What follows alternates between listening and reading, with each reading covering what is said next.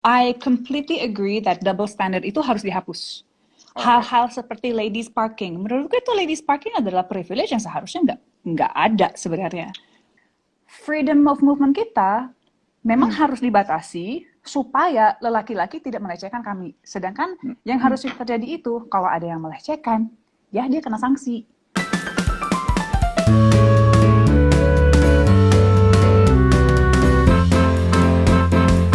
Selamat siang teman-teman Bazar Indonesia. Kita janjian brunch lagi ya. Selamat datang di Brunch with Dave Hendrik.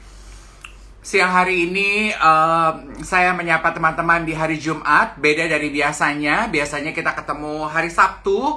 Tapi karena teman kencan saya hari ini bisanya hari Jumat, gak apa-apa deh, kita pindah ya. Demi bisa ngobrol sama Hana Al-Rashid. Nah, nanti setelah ini Brunch with Dave juga dapat Anda saksikan dan nikmati di YouTube-nya Bazar. Jadi abis ini jangan lupa subscribe supaya teman-teman dapat notifikasi setiap kali ada konten-konten baru, ada konten-konten menarik dari Bazar ya. Oke, nah tadi saya udah lihat Hana dan kita akan itu dia. Pepaya, buah favorit aku. Hai Hana. Hai, apa kabar? Baik, ya ampun. Akhirnya temu janji kita Akhirnya. terwujud ya. Yes, maaf ya, jadinya pindah hari, maaf ya. Gak apa-apa, aku mah gampang, fleksibel. Orang Mantap. nggak keluar rumah juga. Di rumah aja ya. Mm-mm. Mantap. Cerita dong pandemi ini kegiatan kamu yang berubah apa aja Hana? Pengangguran. Jadi, dari tadinya yang super aktif banget, sekarang kayak bengong gitu kayak, what do I do with my life? Cuman memang kan banyak banget ya produksi film yang sempat mundur, sempat postpone. Sekarang udah mulai lagi, cuman kebetulan aja the ones that I am on belum jalan lagi, jadi tetap pengangguran. Sekali-sekali ya kita punya waktu leisure, kita punya waktu riset, nggak ngapa-ngapain kan it's quite nice also, right? Enggak. Kayaknya gue memang tipe orang yang suka banget aktif, dan walaupun sekarang kayak udah mulai berani deh meeting lagi deh sama orang yang gue juga percaya lagi taking this pandemic sangat serius gitu. Tapi apa ya, masih agak parno sih untuk kayak, lo tau nggak yang gue paling takut kalau kita udah mulai seperti normal go out, kayak kelepasan, tau gak sih? Iya, Kayak tiba-tiba iya. kayak, oh ya, dari yang sekian lama di dalam rumah, kalau udah keluar takutnya we fall back into our own habits. Soalnya sempat kayak gitu, tiba-tiba kayak arrange meeting, oke ya udah I'll do 3 meetings in one day. Terus lama-lama kayak, kayaknya gue nggak boleh deh Iya, iya, terlalu cepat go back to biasa. Jadi kayak harus remind myself, oke, tetap yang iya. santai aja dulu gitu. Kita semua butuh proses kan untuk get used to the situation. Betul, apalagi kan spiking up terus kan jumlah penderitanya. Jadi baguslah kita saling mengingatkan satu Mm-mm. sama lain supaya protokol kesehatan I sedapat mungkin kalau nggak know. keluar kalau bisa nggak keluar rumah ya jangan gitu kan. Iya, sebenarnya iya sih. Itu juga yang walaupun kemarin kayak gue sempat memberanikan diri untuk take a trip karena memang Hmm. bekerja sama dengan Garuda dan Pelataran, tapi kayak setelah itu gue merasa sangat aman dengan mereka, tapi setelah itu kayak ya udah deh di rumah aja ya sekarang gitu. Kayak thankfully I was blessed to have this trip dengan segala protokol yang sangat ketat banget, dan gue anxious banget juga untuk travel, tapi they can make me feel safe. Tapi balik Hmm. ke Jakarta kayak oke, sekarang aku di bubble di rumah aja. Karena masih belum berani, walaupun kemarin udah sempet keluar kota. Tapi sekarang kayak, Iya, nggak usah lagi deh, apalagi melihat kasusnya makin meningkat. Ya iya. sih. Kuota keberaniannya udah dipakai trip kemarin ya. Banget, banget, banget, banget. Oke, Yes. Hana, topik Mm-mm. obrolan Brunch with Dave kali ini kan perjuangan sebagai perempuan ya. Mm-mm. Aku tuh diceritain sama partner siaran aku Novita NG, dia bilang Mm-mm. you have to talk to Hana, dia bilang gitu. Cerita hidupnya tuh menarik banget. Bener nggak? Masa? Hana tuh katanya pernah punya keinginan, mimpi dan cita-cita Mm-mm. untuk bekerja sama sama UN, tapi itu nggak Betul. terwujud. Tapi but then again, perjalanan hidup membawa Hana ke karir sebagai aktris. Ketika menjadi aktris, Tuhan kabulkan, UN malah ngajak dan ngegandeng kamu, gitu ya? Betul. Jadi sebenarnya, jadi untuk teman-teman yang nggak tahu, kuliah gue punya Bachelor of Arts in Indonesian and Development Studies.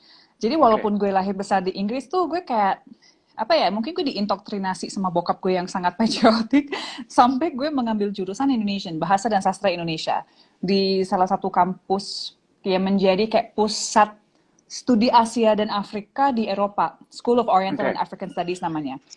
Terus di situ pengen banget kayak, oh ya gue kerja buat UN karena pengen pulang dan membangun negara dan kayak harus bermanfaat buat Indonesia gitu.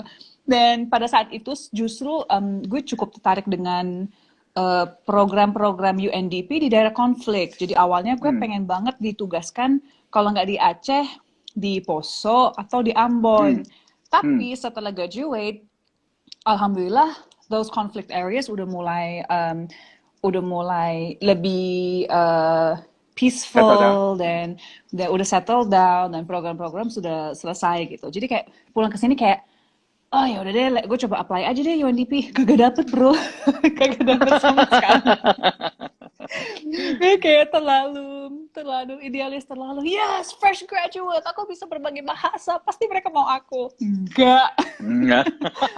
Jadi sebenarnya ambil tawaran yang ada ya di entertainment industry ini, dan ternyata I love it. Dan itu benar, gara-gara menjadi aktor malah diajaklah sama UN untuk jadi salah satu Sustainable Development Goals mover mereka. Dan apa ya, jadi sadar sih sebenarnya kayak, kayaknya memang lebih seru bekerja samanya kayak gini dulu sih gitu. Jadi bisa bekerja sama dengan mereka atau organisasi lain, tapi nggak harus ikut protokol dan red tape-nya organisasi gitu. Gitu sih, that's fun. Nah, aku pengen nanya ini dong, Hana, karena aku pikir kan pasti banyak orang bisa relate sama itu ya. Kita sebagai manusia punya keinginan, punya cita-cita, we work so hard for it, we pray for it gitu. And it didn't happen, pasti kan ada rasa kecewa kan. At that moment, your UN dream didn't fall through, apa rasanya? And what kept you going, taking another path? Waktu itu, gue pindah ke Jakarta tuh 2 minggu setelah wisuda. Dan nekat aja gitu. Gue pindah dengan tabungan yang seadanya, dan benar-benar kayak, ya udah I'm leaving, bye gitu. Jadi sebenarnya yang walaupun gue nggak dapet terus, yang mempropel gue untuk terus jalan, ya karena kan butuh makan ya. Jadi kayak maksudnya gue, I don't come from keluarga berada gitu. Dan memang dari kecil diajarkan, ya you gotta hustle in life, you gotta work hard gitu. No one is gonna give you any handouts gitu. Jadi memang pas nggak dapet pekerjaan itu kayak, ya udah memang harus cari kerjaan yang lain dan harus makan. Jadi kebetulan sempat ada tuh tawaran kayak tawaran model video klip, kan pada zamannya model video klip ya gitu, like 10 years ago gitu, atau bintang tamu di TV apa, ya udah coba deh gitu. Walaupun gue sendiri sebenarnya gue sempat ngerasa konflik kayak, aduh gue lulusan kampus yang bagus dengan nilai yang bagus, aduh masa gue jadi kayak bintang tamu. Nah, gue sempat ngerasa kayak, aduh, I feel like I'm more than this gitu. Tapi at the same time, kayaknya itu kayak mental block yang gue juga terlalu control freak, dan gue kayak, ya udah lepas aja, jalanin aja. Toh, lo juga bisa kasih something else. You have a personality, you're smart. Coba deh, you can do this job yang gak melulu harus menjadi stereotype typical mixed race kid yang hanya pemanis aja gitu. Jadi itu yang gue berusaha untuk lakukan dengan karir gue. Accept rezeki dalam bentuk lain, tapi bagaimana caranya gue tetap stay true to myself dan prinsip-prinsip yang gue pegang dari dulu gitu. Dan bahkan itu akhirnya yang membuat Hana berbeda ya menurut aku. Kamu menggunakan platform kamu to voice that inner voice that you have and passionate about, ya kan? Yaitu mengenai gender equality, sampai akhirnya saat ini Hana adalah penggerak untuk UN Indonesia Sustainable Development Goals untuk gender equality. Cerita dong mengenai itu. So what does it do? Penggerak tuh apa sih kerjaannya? Cerita dong sama kita, Han. Sebenarnya sebenarnya cuma bantu mengamplify project-project yang mereka ada gitu. Cuman memang baru-baru ini beberapa tahun terakhir ini karena lewat UN bisa kenalan sama banyak sekali aktivis lokal dan LSM lokalnya, malah kayak memang lebih banyak bantu siapa aja yang lagi butuh bantuan sebenarnya gitu. Karena gue sadar gue tidak punya keahlian dalam ini, tapi memang gue punya passion dan sangat punya interest dalam ini, ingin belajar terus. Tapi at the same time gue punya platform nih, jadi siapapun yang punya gerakan apa, especially kalau inline dengan my values, yuk pakai platform gue deh untuk mengamplifikasi this kind of movement gitu. Makanya sering banget kerjasama dengan ada satu organisasi Holabek Jakarta, atau kalau misalnya kayak Lintera Sentesa butuh apa, LBH Apik Jakarta butuh apa, ayo kita kerjasama gitu. Karena ya gue ngerasa yang gue punya itu doang, value gue jadinya ke this platform. Buat gue tuh jangan sampai platform ini, walaupun nggak gede-gede juga sih platformnya, tapi jangan sampai it's not used for something good. Intinya sih gitu. Jadi sekarang whoever needs help, yuk mari kita discuss. Oh, ya. Itu ajakan tuh ya dari Hana secara resmi di Brunch with Dave di Bazar untuk siapapun di luar sana.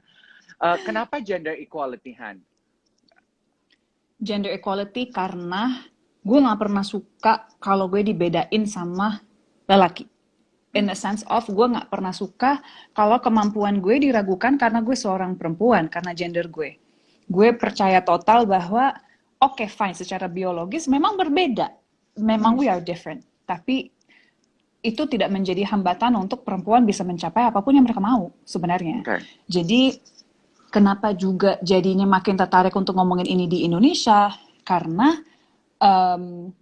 waktu gue pindah ke Indonesia justru gue jadinya sering banget mengalami kekerasan berbasis gender dan diskriminasi berbasis gender. Sering banget kayak dibatasin kayak perempuan nggak boleh kayak gitu.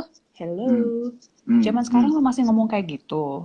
Nggak bolehnya kenapa? Buat apa? So itu sih. Dan kesetaraan gender bukan berarti ingin ambil hak lelaki atau whatever. Enggak. Kalau dilihatnya laki-laki sekarang apalagi di patriarchal society seperti di Indonesia, you guys are here. Women are here. Bukan soal menurunkan ini supaya ini naik, tapi ya ininya you guys had your thing. Mari kita naikkan yang ini nih supaya balance gitu. Jadi nggak ada pihak yang dirugikan kok dengan kesetaraan gender gitu sebenarnya. Nggak ada. Dan untuk ekonomi negara juga bagus loh. Iya betul. Ini isu yang menarik banget. Kan perempuan tapi juga sangat sering mendapatkan perlakuan istimewa yang cukup menguntungkan dalam kehidupan. Yes. Itu kan sebetulnya kayak, I don't know ya, for me, kalau untuk pembahasan gender equality, kalau hal yang minus, mungkin akan pengen dijadikan surplus, kalau yang plus, gimana dong? Any comments on that? Nah, itu juga, I completely agree that double standard itu harus dihapus. Hal-hal seperti ladies parking, menurut gue itu ladies parking adalah privilege yang seharusnya nggak ada sebenarnya. Tuh. Ladies parking itu, atau parking yang lebih dekat kepada entrance atau exit misalnya, itu harusnya seperti di luar negeri, dipakai untuk orang yang memang mobility-nya not able gitu, terbatas. Jadi untuk people with disability atau untuk old people atau memang untuk perempuan yang hamil, karena memang in the stage of kehamilan ya your mobility is terbatas segala macam gitu. Bukan karena lo perempuan doang, lo bisa parkir yang lebih dekat entrance mall. Menurut gue itu dodol gitu, gak bisa. Gitu. Nah, this is the same dengan carriage perempuan di MRT atau di busway atau di mana. Itu sebenarnya gue juga gak setuju. Karena apa? Itu bukan solusi.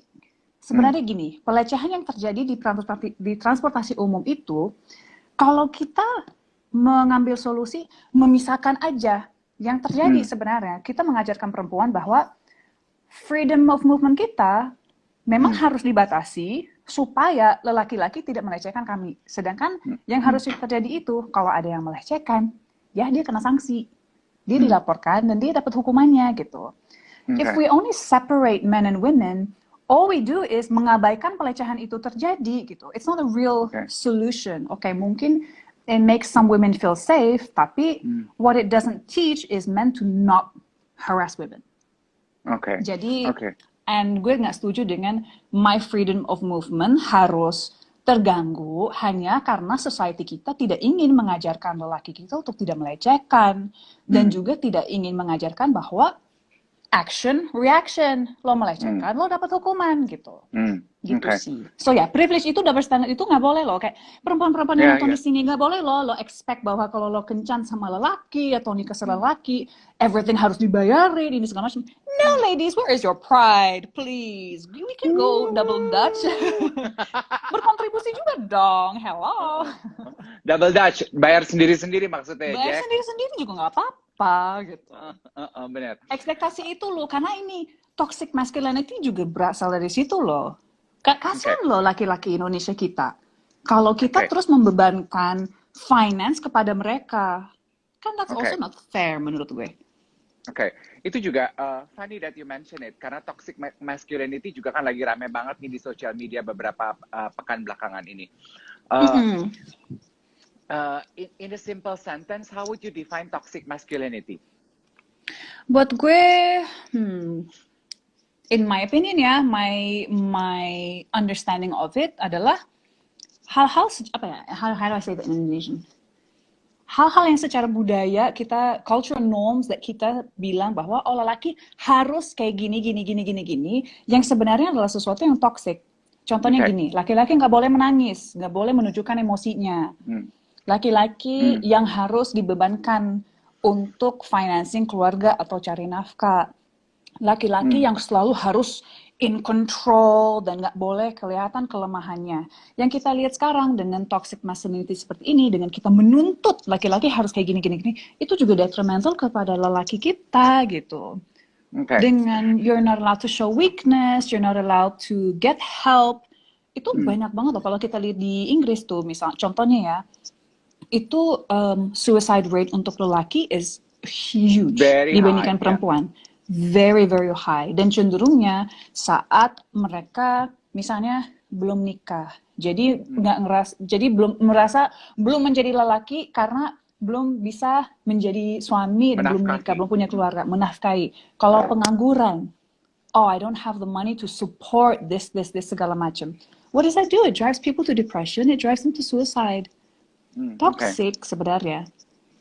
Karena sebetulnya irisannya agak bersinggungan tuh ya antara gender equality sama toxic masculinity.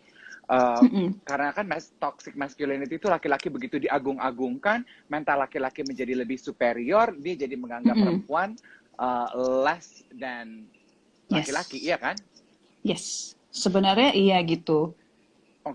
Menurut Hana dari pengalaman 10 tahun udah di sini dan menyuarakan kesetaraan ini, apa tantangan paling gede yang Hana lihat terjadi di masyarakat kita?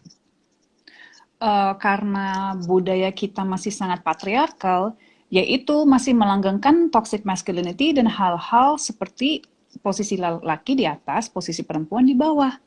Itu sih yang paling obvious ya. Dan itu mempengaruhi berbagai hal loh.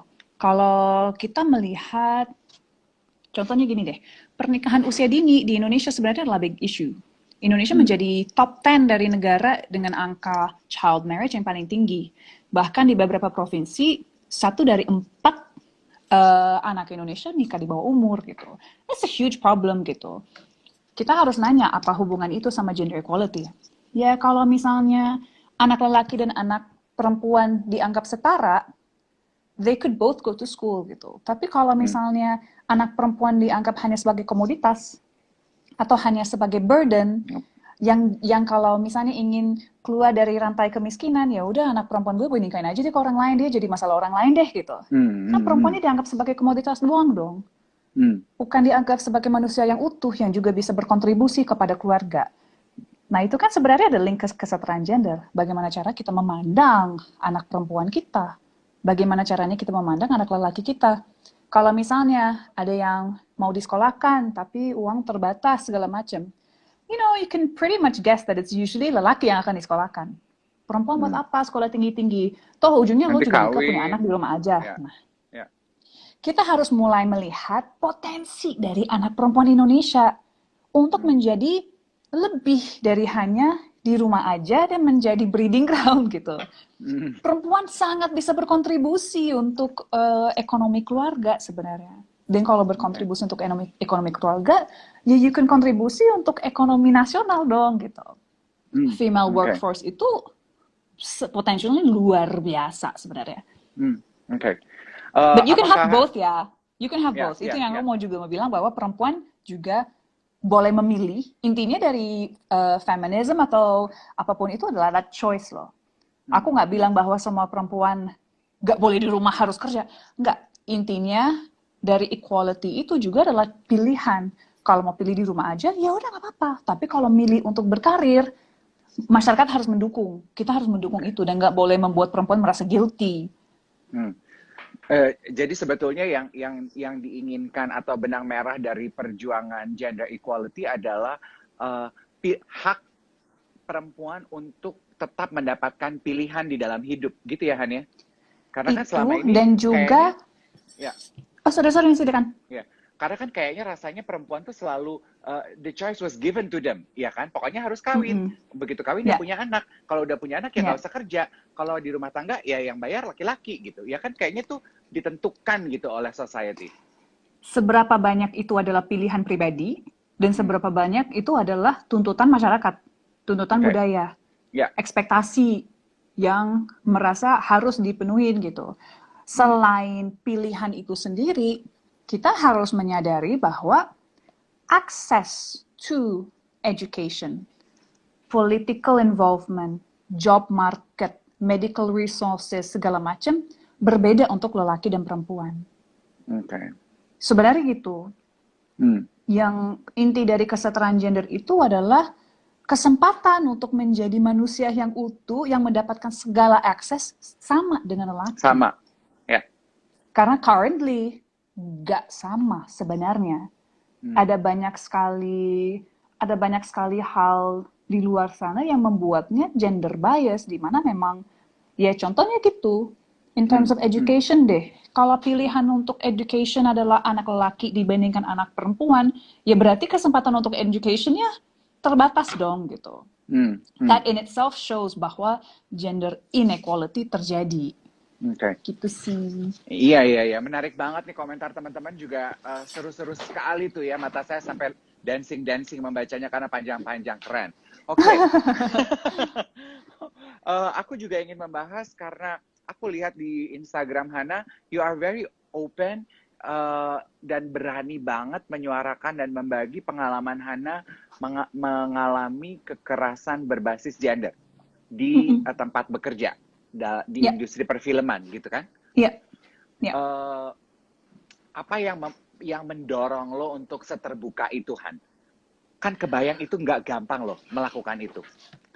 Karena Memang ada enggak aksi, sih. ada reaksinya kan. Pasti setelah itu reaksinya panjang. Bahkan my next question would be, apa yang lo rasakan berubah? Do they treat you differently now? Gue Yang ngerasa pertama ada dulu. beberapa orang yang treat me differently. Gue ngerasa ada beberapa orang yang support banget. Okay. Support itu apakah murni supportnya atau karena takut? Gue nggak tahu. Okay. Karena kan itu juga kan, the more hal-hal kayak gini jadi exposed, jadinya orang-orang yang pernah melakukan atau pernah meng-create ekosistem di mana itu terjadi kan jadi takut.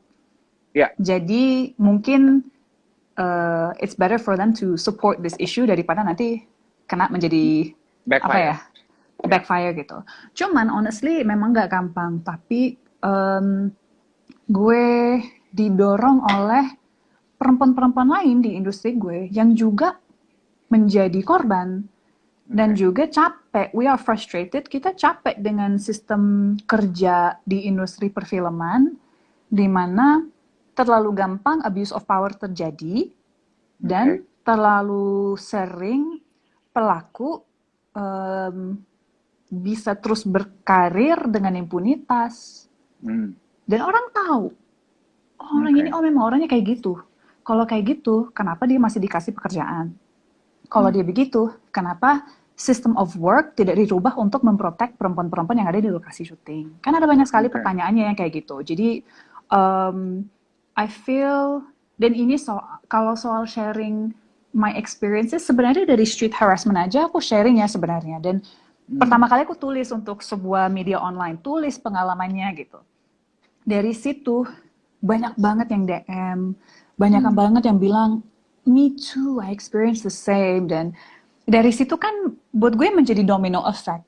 Sekali gue udah sharing, gak mungkin gue harus go in back in on myself. Gue harus terus bisa share. Karena gue sangat percaya dengan satu orang share itu bisa lead other people to share their stories. Dan sebenarnya yang kita butuh dalam masalah kekerasan terhadap perempuan atau kekerasan berbasis gender, we need to talk about it. Oke. Jangan, ini nggak boleh menjadi tabu, ini nggak boleh dianggap, aduh ini aib, ini jangan malu, you bring shame to your family, don't talk about it. No, dengan kita terus telling korban bahwa we're not allowed to speak up, we keep feeling we're alone. Dan kalau dilihat dari statistik, we are not alone. Setiap 2 jam, 3 perempuan Indonesia mengalami kekerasan seksual. Okay. 1 dari 3 perempuan Indonesia dalam hidupnya akan mengalami kekerasan dalam berbagai bentuk. Jadi we're not alone. Tapi karena kita tidak di-encourage untuk speak up, rasanya, aduh gue sendiri. Dan kalau gue sendiri berarti kayak, well, there's no one to fight for me. There's no one to support me. Jadi buat gue itu penting. Dan bagaimana caranya kita bisa menjadi support system yang baik untuk orang lain. Karena yang paling sedih itu gue sering banget dapet DM dari orang yang bisa tulis, kakak kamu orang pertama yang aku cerita soal ini loh.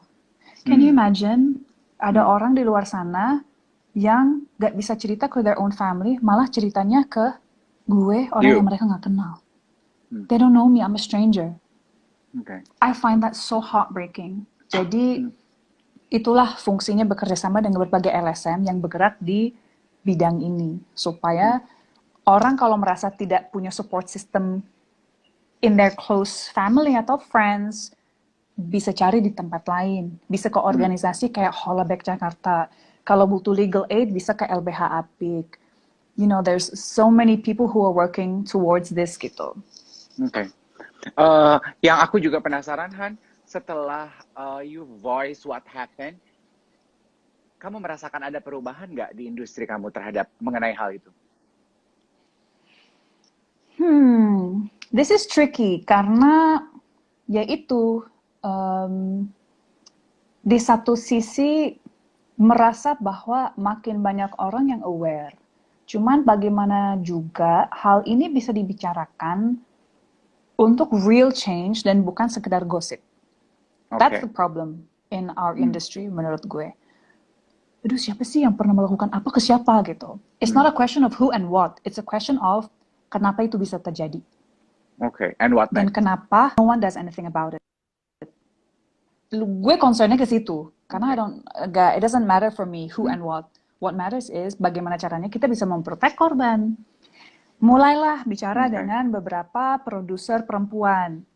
Seperti Mira Lesmana, seperti Meiska Taurisia, yang udah actively sekarang bikin pasal soal pelecehan di dalam kontrak. Jadi setidaknya legally udah ada nih beberapa PH yang memang pionirnya perempuan untuk address isu ini. Kadang nggak perlu dipakai kok si pasal itu, tapi menurut gue itu cukup menjadi preventative measure loh. Ya, yang memberikan a blanket of security untuk actresses. Exactly. Dan kemarin tuh gue amazed banget dengan Mbak Gina S. Nur waktu syuting yang Cinta Pertama, Kedua, Ketiga yang recently, sampai posting tidak hanya soal protokol syuting di era COVID, tapi juga untuk pelecehan. Jadi kayak infografik pelecehan itu apa yang tidak boleh dilakukan, ini gini. Jadi itu kayak, oh wow, kadang memang karena orang kadang nggak sadar apa yang mereka lakukan adalah pelecehan.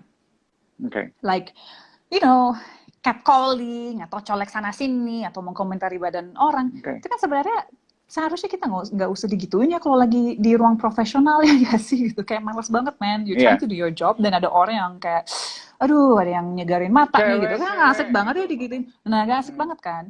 Jadi at least dengan dia bisa bikin infografik dan identify ini loh yang gue maksud dari pelecehan, don't do it gitu.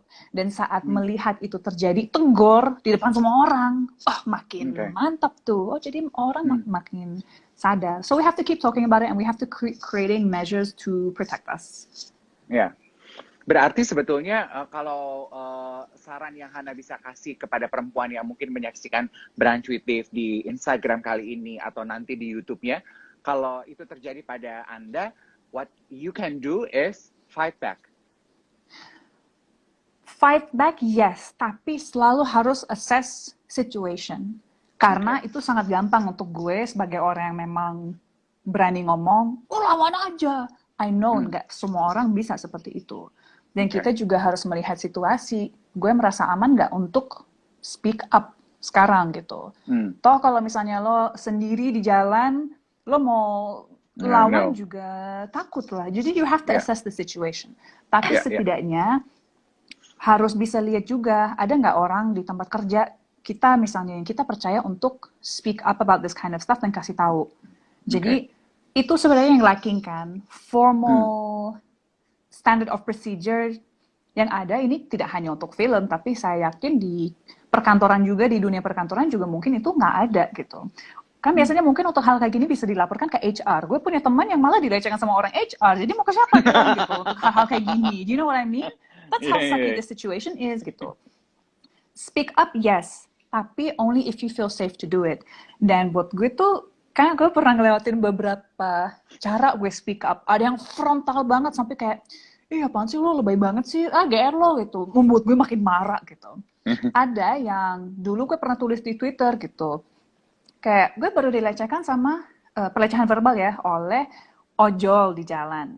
Dan gue daripada membiarkan sweet-sweetan dia hanya berlalu dan dia merasa itu oke, gue mau terbalik, gue samperin dan gue bilang dengan sangat tegas dan singkat, yang Bapak lakukan barusan adalah pelecehan verbal, itu nggak boleh dilakukan, jangan kayak gitu lagi ya Pak. Udah ditinggalin, bapaknya nunduk malu.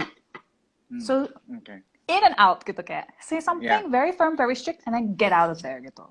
Tapi gue yakin bapak itu akan mikir next time. Imagine if every woman did that.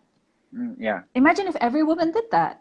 Then these men would know, ternyata itu pelecehan ya, itu nggak boleh ya, it's not cool ya.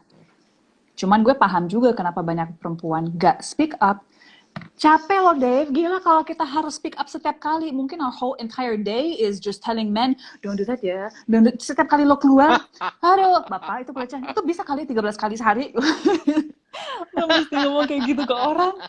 Capek. Jadi gue ngerti sih why it's not easy. But still, baby steps aja. Okay. You pick the momentum yang paling tepat dengan pengalaman pribadi masing-masing lah ya. Okay. Yes. Nah, Han, kan kamu sangat ini ya, pejuang gender equality. You have very clear vision of where you want this to go. Aku tuh penasaran tadi sambil ngobrol sama kamu. Kalau nanti kamu berumah tangga, kira-kira tipe obrolan kayak apa yang akan kamu lakukan beforehand with your future husband? Well, am I married or not? You don't know, kan, sebenarnya. This is the part of my life that I keep very quiet, so maybe I am already. Maybe I've already had that discussion. Tapi intinya, I don't know, kayak langsung, gimana ya? Tapi intinya, siapapun yang akan menjadi atau sudah menjadi my life partner, hal kayak gitu didiskusikan memang. Karena menurut gue itu penting. And for all the girls out there, menurut gue itu sangat penting loh. Saat pacaran pun, you have to talk about this kind of stuff. You have to have conversations about this kind of stuff. Supaya lo bisa tahu calon lelaki lo adalah tipe lelaki yang hanya expect lo di rumah aja. Dan lo diem aja, dengerin dia. Atau dia adalah tipe orang yang akan support your creativity, support your passion, dan akan mau berjuang bareng. For me, I'm all about berjuang bareng. Kayak, okay, fine, ada hal-hal yang memang mungkin if my partner feels he wants to step up in particular things, ya sebenarnya nggak apa-apa. Tapi at least tahu bahwa I'm here loh kalau mau berjuang bareng gitu. Jadi itu gue memang sangat romanticize berjuang bareng Oke.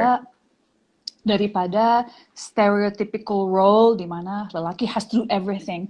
No man, I wanna be there to support my partner gitu.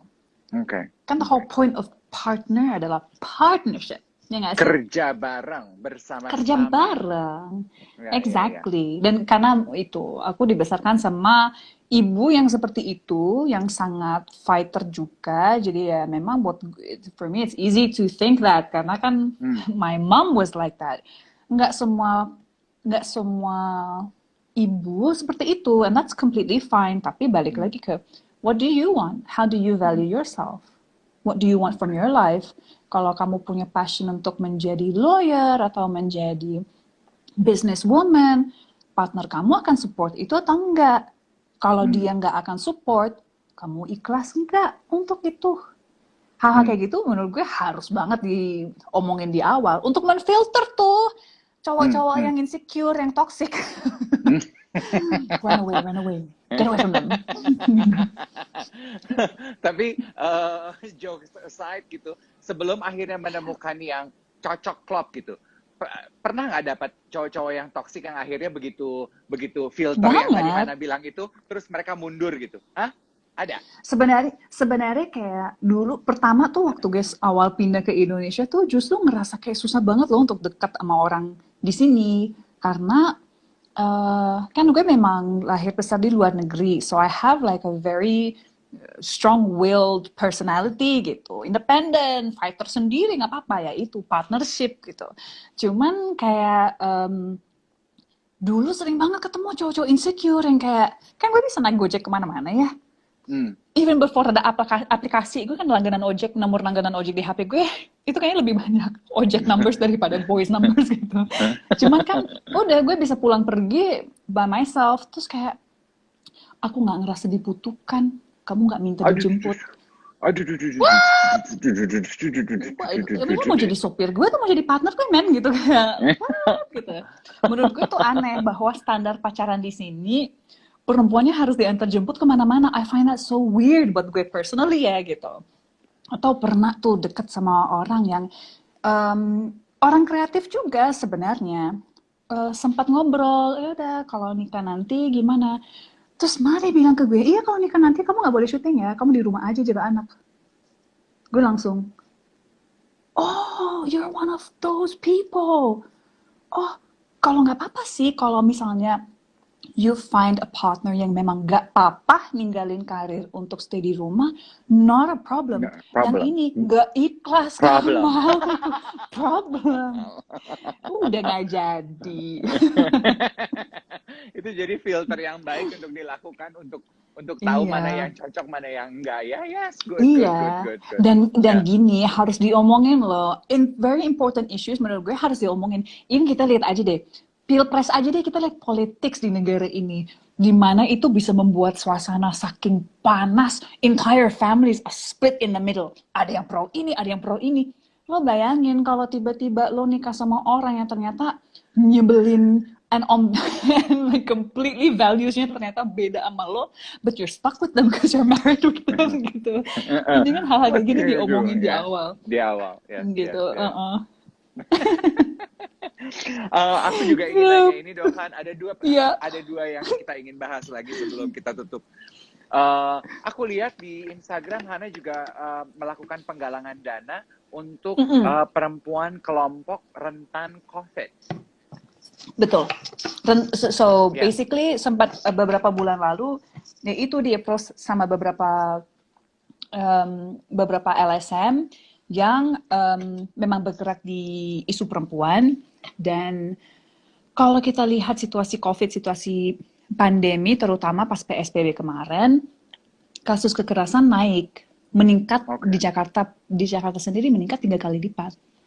Karena domestic violence increases karena segala pressure dari COVID. Ya bayangin aja kalau ada orang yang di cut dari pekerjaannya, nggak punya, ya itu balik lagi tuh, nggak punya pekerjaan, tapi harus menjadi lelaki yang menafkahi keluarga, situasi kayak COVID, stuck di rumah terus, punya all of these feelings, tapi nggak ada outlet yang bisa come out in a violent way towards your family. Jadi sempat menggalang dana untuk perempuan-perempuan rentan, korban kekerasan, tapi juga ada beberapa kayak mitra aplikasi online yang kerja dulu terutama untuk aplikasi yang tau gak sih kayak beauty services dipanggil ke rumah Ya, yang gara-gara tenaga physical distancing nggak pijet, boleh tenaga tenaga salon, ya, pijat, iya. ya. Dan kenapa juga harus fundraising? Karena banyak rumah aman pemerintah tutup. Oke. Jadi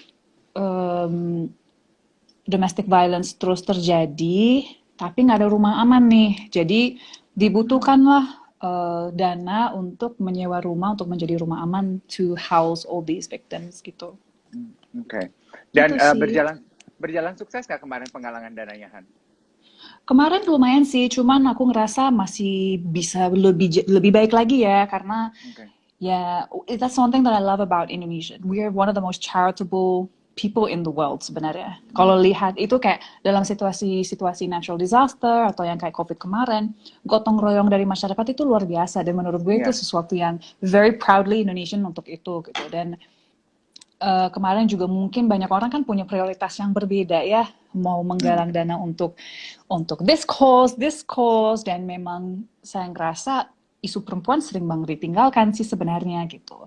Jadi we can always do better, tapi lagi-lagi harus disosialisasikan this kind of stuff, harus membuat orang aware bahwa ini menjadi prioritas karena menyangkut nyawa orang sebenarnya. If you're Oke. being beaten up every day by your husband, at one point you'll end up in the hospital, you know. So Yeah, we for still sure. have to talk about it. Jadi semoga sih akan ada terus, dan whenever I work with siapapun itu, kalau lagi menggalang dana, I will always be posting it. Jadi semoga teman-teman kalau memang lihat postingannya bisa Tergerak untuk donasi. ikut serta. Ya. Exactly. However little, it always helps kan gitu. Oke. Terakhir, Hapras Bazar bulan September ini, teman-teman sekalian yang bisa Anda dapatkan secara online, ya, karena setiap kali Mantap. habis live, pasti DM-nya nanya, belinya di mana kak? Belinya di mana kak? Online ya, brother. Temanya adalah Beautiful Eyes, oke? Oke. Nah, saya ingin bertanya kepada Hana, sebagai salah satu persona yang dipilih oleh Bazar di bulan September ini, how do you see Indonesia saat ini through your beautiful eyes? I see Indonesia, apa ya? I see Indonesia at a turning point. Kita udah nyampe di, what do you call it? Simpang jalan, I don't know. Persimpangan. Di mana we can either go this way or we can go this way. Especially dengan melihat kayak kasus makin meningkat segala macam. Kayak sekarang kita punya pilihan untuk terus menjaga diri dan orang di sekeliling kita demi kesehatan dan keamanan semua, atau kita balik lagi to our old ways. So we're kind of at this crossroads sih, menurut aku. Tapi gue selalu menjadi hopeful karena itu spirit gotong royong di sini menurut gue sesuatu yang indah banget, dan the spirit of charity di sini luar biasa. Jadi berharap itu juga bisa ditranslate untuk our own individual action. Jadi keluar pakai masker. Kamu tahu, oh my gosh Dave, kamu tahu nggak yang terjadi kepada gue kemarin? Ini lucu banget sih. Gue lagi ngantri di sebuah department store habis beli koper. Kan mau physical distancing tuh. Jadi ke belakang. Ada satu ibu potong sampai kayak di balik masker gue kayak, ibu maaf saya lagi ngantri, saya di depan ibu, tapi kan karena physical distancing makanya saya di belakang. Dia kayak, jadi gue kayak, enggak, ibu ke belakang saya gitu, tapi sambil dia maju kan gue mundur ke belakang. Gue mundur di belakang, gue ada display koper dong, jadi gue kaki gue nyangkut, gue jatuh ke belakang dan semua koper duk demi physical distancing. Sampai wrist gue sekarang sakit, besok gue harus fisioterapi. Kayak segitunya gue serius dengan physical distancing. Bawa kayak di film Dono deh ya. Asli ngefek main film Warkop nih. Mendarah daging. Physical distancing penting loh. Ibu kemarin sempat tegur orang juga lagi di kasir, dia terlalu dekat. Terus maskernya kan nggak sih? Maskernya di sini. Di sini. Mas, physical distancing dong bro, please contact. Terus dia kayak, oh iya. Terus gue kan dasar julid, maskernya juga nggak dipakai dengan benar. Oh iya mbak. See, actually orang sebetulnya ketika kita tegur, ketika we voice our concern, Yes. mereka akan melakukan kok, ya kan? People are Iya, dan nice. dengan Yes. positif kok, especially Ya, ya. kalau kita kurang julidnya dan kita ngomongnya dengan cara yang baik. Less julid ya. It comes from a Less place julid. of heart, a place It of does. love. It Yes, does. yes, I mean, yes. I got wrist problems now from falling down. Terus itu kayak film banget. Pas jatuh kayak I'm okay, I'm okay. Terus si ibu ini cuma liatin gue kayak, probably dia thinking, makan tuh. See? Ah, ah. Aduh, Aduh. Hana, thank you so much. It's been fun talking to Thank you. you. Don't be a stranger. Kalau abis ini Yes. ketemu, tegur sapa. Jangan kapok Yes. kalau diajakin kerja sama Iya. bareng lagi sama Bazar ya. Sehat-sehat ya Yes, Hana I would ya. love that. Sehat-sehat terus, semuanya sehat-sehat for all of you. Yes, teman-teman, terima kasih sudah menyaksikan. Have a beautiful weekend ahead. Bye lah. Bye.